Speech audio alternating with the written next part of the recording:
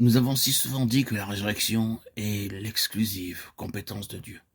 Nous pouvons accomplir beaucoup de réanimations, beaucoup de choses dans le domaine de la respiration artificielle, mais nous ne pouvons rien faire dans les résurrections.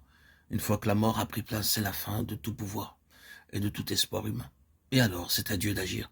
Sinon, il n'y a plus d'issue. Dieu est le Dieu de la résurrection. C'est là sa prérogative exclusive. De sorte que tout ce qui est réellement une œuvre de Dieu porte cette marque, que rien d'autre ne peut expliquer sinon une vie indestructible et impérissable. Il y a là quelque chose qui est plus que de l'homme. Parfois, l'homme pénètre dans les choses de Dieu, usurpant la place de Dieu dans sa Jérusalem par rapport à son témoignage. Et alors commence la mort et la destruction, met fin au développement. Dieu livre la chose à la mort. C'est une chose solennelle de réaliser qu'il arrive un moment où Dieu doit se tenir en retrait et livrer à la mort, parce que l'homme a pris de l'emprise et s'est introduit dans son chemin. Mais quand l'homme fait cela, les feux du jugement opèrent. Le résultat d'une telle ingérence à l'égard de Dieu se réglera de lui-même. Et alors, quand cette œuvre de purification par le feu est accomplie, Dieu revient et produit une résurrection. C'est là l'histoire de bien des choses avec lesquelles Dieu a commencé, mais desquelles, dans le cours des événements, il a dû se tenir à l'écart. Et puis, à nouveau, il a fait son entrée. Il en est ainsi. Et c'est parfois comme cela dans les vies chrétiennes individuelles. Dieu constate qu'il ne peut aller plus loin. Il est allé aussi loin qu'il a pu. Maintenant, il est entravé. Il y a là une volonté qui refuse de se soumettre à lui. Il y a là quelque chose qui ne veut pas céder devant Dieu. Il se tient en retrait, et que ce soit pendant toute la durée de longues décades, le Seigneur n'abandonne pas la partie.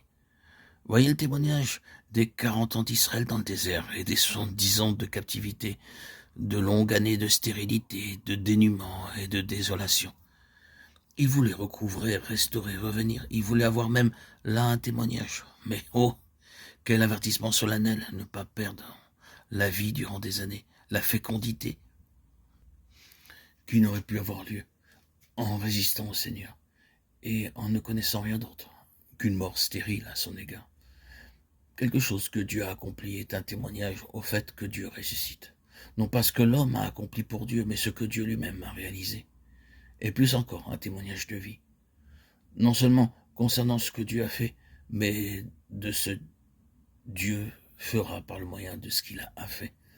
Il a levé un instrument, il l'a ramené à la vie.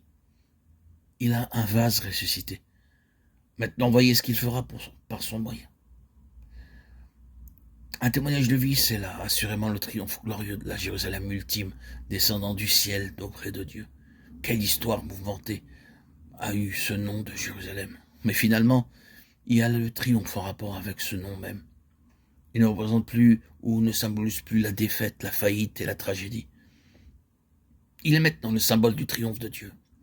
Ici, enfin, la mort est engloutie dans la victoire. Et que se passe-t-il? De cette Jérusalem-là coule un fleuve d'eau de la vie. Les nations en retirent le bénéfice. L'arbre arrosé par ce fleuve porte son fruit, et les feuilles de l'arbre servent à la guérison des nations. C'est un témoignage de vie.